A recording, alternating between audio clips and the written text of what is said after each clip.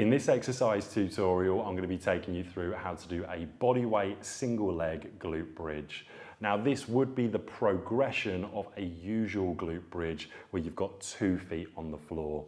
Now the advantages of doing this single leg version of this exercise is that many people have one side that's stronger than the other, and this is a nice way to work up to having nice symmetry between the 2 sides and alleviating any muscular imbalances.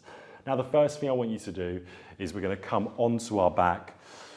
Once you're in that position, I want the lower back, mid back and upper back all in contact with the floor. You're going to have your chin at neutral, and unlike the position we would usually be in for a glute bridge where I'd have my feet hip width apart, I'm actually going to bring my feet very close together. They're not touching each other. There's a slight gap between my 2 feet, but they are narrow and they are close together. Now in terms of hand position, this would be the hardest variation to cross over your arms. If you want an easier variation, pop your hands on the floor, whether that's by your sides or outstretched away from your body. So I'm going to do this variation so you can see my hips. So firstly, we've got an easy and a hard version of the glute bridge single leg.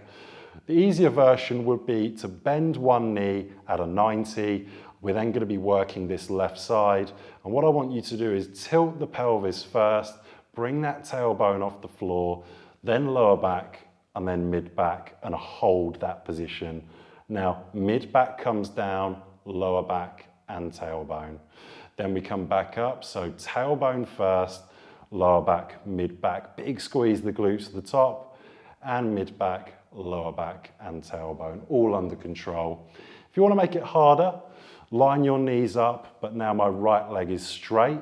I'm going to do exactly the same cues, so tailbone first, lower back and mid back, lower back, tailbone. So I'm coming up in segmentations as well as lowering back down in spinal segmentations as well.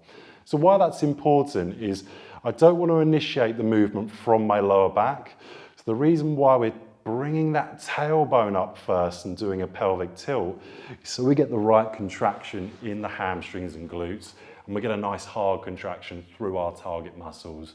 We don't want to be activating lower back, especially if we've got muscles that are weaker on one side. We don't want to then be stressing out the lower back. I'd always start off with doing your weaker side first, then doing your stronger side, making sure you can match up the repetitions on both sides.